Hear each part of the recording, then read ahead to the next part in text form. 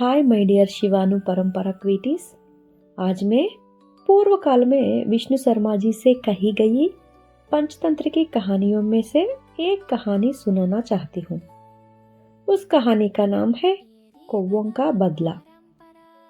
क्या आप सब कहानी सुनने के लिए तैयार है? अगर है तो फिर देर किस बात की, चलिए कहानी में प्रवेश करते हैं। चिरू कौवा ने जब यह बताया कि उसने उल्लू की गुफा पर बाहर से गोबर लगा दिया है, तब कौवों के राज्य के मंत्रियों ने पूछा, तो अब हम क्या करना चाहिए? कौवों उल्लुओं पर अपने घुसने के साथ क्या करे कहते हुए जल्दी मचाने लगे। ठीक है बाबा, सुनो, धीरे से सुनो। हमें जल्दी और आवेश में आकर अब तक गई सारी मेहनत को खराब नहीं करना चाहिए। यह कहते हुए राजा की ओर देखकर कहा, महाराज, जिस पल का हम इतने दिनों से इंतजार कर रहे थे वो आ गया है। हम अब सब मिलकर उन सोते हुए उल्लुओं के राज्य के पास जाएंगे। कोई एक जल्दी हुई लकड़ी की डंडी तैयार करे। हर कौवों को चाह उस आग लगे, लेकिन जल्दी हुई लकड़ी की एक डंडी अपनी चोंचों में दबाकर गुफा के पास जाना है। गुफा के द्वार पर उन्हें फेंक देना है। चिरू मंत्री ने उनसे कहा। वह मौजूदी सिपाहियों ने कहा, क्या हमें जल्दी हुई लकड़ी को अपनी चोंच में पकड़कर ले जाना होगा? उस जल्दी हुई लकड़ी की आग अगर हमें भी जला दे तो क्या होगा? उसने पूछा। तब महाराज ने कहा, क्या आप लोग शांत रहेंगे? चिरू मंत्री हमें हमेशा सिर्फ अच्छे काम ही बताते हैं। वह कभी नहीं सोच सकते ही हमारे लिए खतर यूं एक नुकसान हो। जरा सोच, वह इतने दिनों तक हमारे दूर शत्रु राज्यों में रहा। यह कितना बड़ा साहस है, क्या आप याद नहीं है? रोज सोते समय उसने मन में कितना दुख, चिंता और डर होगा कि वह अगले दिन उठ पाएगी या नहीं। उसने कितने ही दिन बिना खाने पीने और नींद के गुजार होंगे। क्या आपको दिखाई नहीं देता? उतनी मुश्किल से शत्रुओं के राज का सारा भेद जान कर अब एक उपाय सोचकर हमारे शत्रु राज्यों को जड़ से उखाड़ फेंकने लिए एक अच्छी योजना बनाकर हमारे पास आकर हमें यह काम करने के लिए कह रहा है। और अब बीच में क्यों अड़चना डाल रहे हैं कि हमें गर्मी लगती है, हम जल जाएंगे। असल में सिपाही कौन होता है? वे ही ना जो मुश्किल में भी अपने राज्य को बचाने के लिए अपनी जान भी दे सकते हैं। उस लकड़ी के आग हमें नहीं लगनी चाहिए और हमें खुद को कतर में डाल बिना ध्यान से पकड़ना होगा। यही चातुर्य है, समझ गए? वह गरजा उठा। फिर सभी कौवों के कहा, समझ गए महाप्रभु, समझ गए। अब आपकी बात सुनकर अगर हमारे शरीर की नस नस भी कुर्बान हो जाए तो कोई बात नहीं। हम अपने राज को बचाने के लिए यह काम करेंगे। हमारी चिरू मंत्री ने जो इतना साहसी काम किया है, अगर हम इतना भी नहीं करेंगे तो हमारा जीवन व्यर्थ है। चिरू मंत्री जी के जय हो और हमारी कौवों की महाराज की जय हो। कौवों की राज की जीत हो। यह कहते हुए और हर कौवो जोर जोर से चिल्लाया। तभी चिरू मंत्री ने, रोको रोको, क्यों इतना जोर से चिल्लाते हुए घमंड कर रहे हो? अगर तुम्हारी आवाज से उन उल्लुओं को में से एक भी जाग गया तो हमारा काम खत्म। अपना मुंह बंद करनो, अपना काम पूरा कर और काम पूरा होने के बाद ही जीत का जश्न मनावो, न कि हम कुछ हासिल करेंगे या उखाड़ फेंकेंगे यह सोचकर उपाय सोचने के तुरंत बाद अपनी छाती दफदफा कर इस तरह चिल्लाना नहीं चाहिए। चिरू कौवा ने उन्हें डांटा। तब कौवों की महाराज ने कहा, ठीक है, अब सब रुक जाओ, पहले यह देखो कि क्या काम करने हैं। सूखा गोबर आग पकड़ लेगा और धुआं और आग की लपाटें फैल देगा। गुफा के अंदर उल्लुओं का दम घुट जाएगा। हमारे धुएं से उन्हें बचने का कोई रास्ता नहीं मिलेगा। उस धुएं और आग से सारे उल्लू मर जाएंगे। हमें अब कोई संदेह नहीं है, चलो हमारी चिरू मंत्री का पीछा करे, मंत्रियों ने कहा। सभी कौवे उत्साह से अच्छा मौका है, चलो चलो कहते हुए निकल पड़े। ऐसे ही निकलते हुए और ढूंढते हुए उन्होंने एक जगह पर आग जलती हुई दिखाई दी। उन्होंने आग के पास पड़ी लकड़ियों को उठा लियो और उस आगे से उन्हें जला दिया।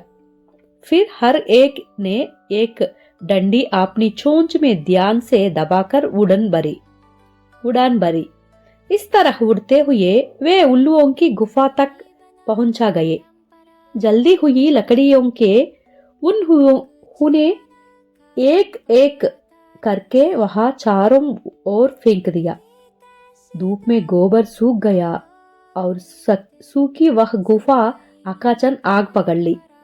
बस फिर क्या था, उस गुफा ने धुआं उठने लगा और आग की लपाटें भी उठने लगी। गुफा के अंदर सोए हुए उल्लू एक एक करके जाग और आसपास देखा। उन्हें समझ नहीं आया कि क्या हो रहा है। उनके आंख धुएं से भर गए। हे भगवान, यह क्या हो रहा है? यह कैसा धुआं आया? अचानक इतना धुआं क्यों आ गया? सभी चिल्लाए।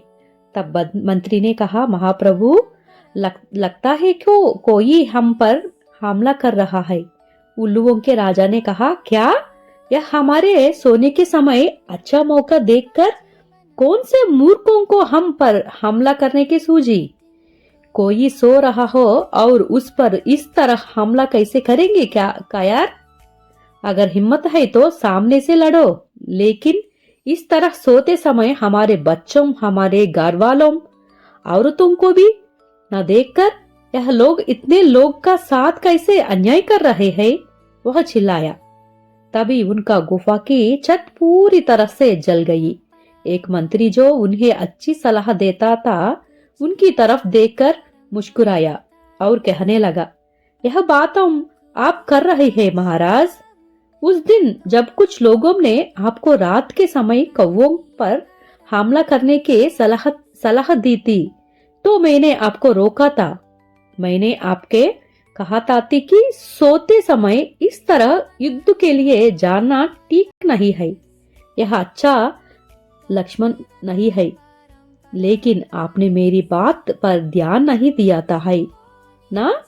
तो अब जो कुछ आप कह रहा है वह सब आप पर भी लागू होता है।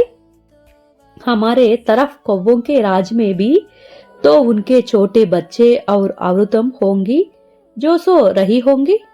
जब वे सो रहे तो तब हमने जाकर उन पर हमला किया था। उसे आप क्या कहेंगे महाराज?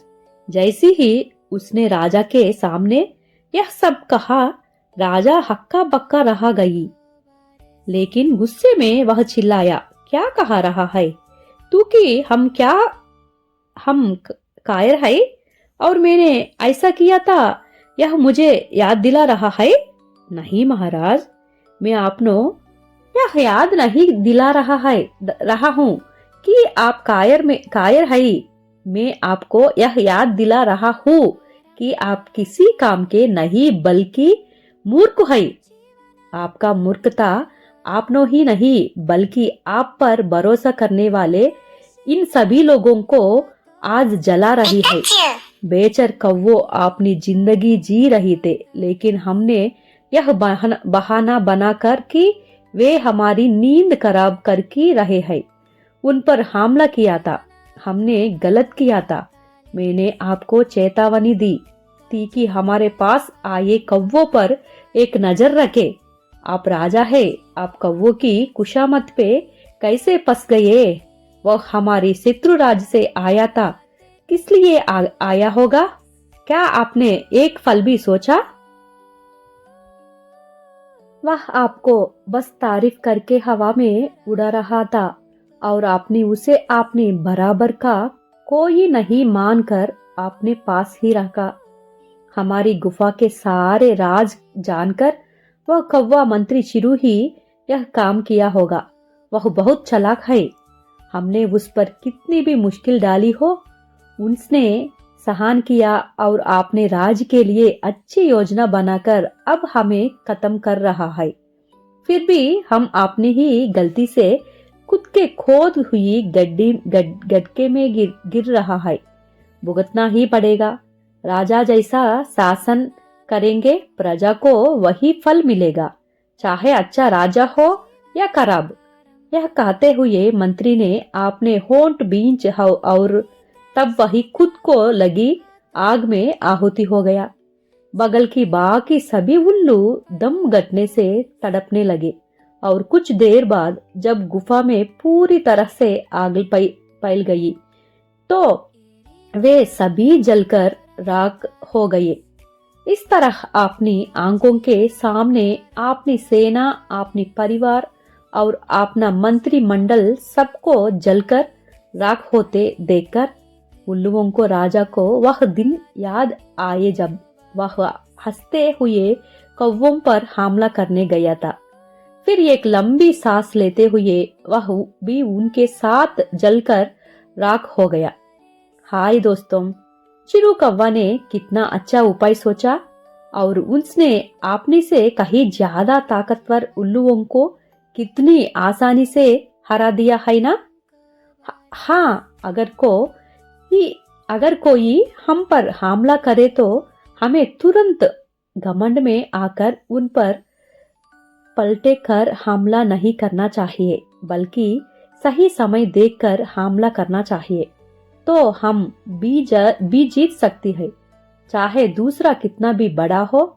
उसी तरह जब हम ताकतवर हो तो किसी को अपने से कमजोर समझकर लापरवाह नहीं रहना चाहिए। अगर हम ऐसा करेंगे तो हम खुद ही खतर में पड़ जाएंगे। तो दोस्तों, आज कौवों और उल्लुओं की कहानी खत्म हो गई। अब हम अगली बार एक नई कहानी के साथ मिलेंगे। अगर आपको मेरी कहानी पसंद आई तो मेरी चैनल को सब्सक्राइब करें। अगर पहले से ही सब्सक्राइब किया है तो अपने दोस्तों को भी बताकर हमारी कहानियां सुनाइए। आपका सपोर्ट हमारे लिए बहुत महत्वपूर्ण है। कहानी कैसी लगी कमेंट पे जरूर बताइएगा। इस कहानी को सुनने और सपोर्ट करने के लिए हर एक का दिल से धन्यवाद। मिलते हैं अगले कहानी में। मेरा हिंदी बहुत अच्छा नहीं है, मैं अभी हिंदी सीख रही हूँ, तो कुछ गलत बोल दिया हो तो मुझे माफ कर दीजिए ना। आपकी शिवानु। Thank you. बाय।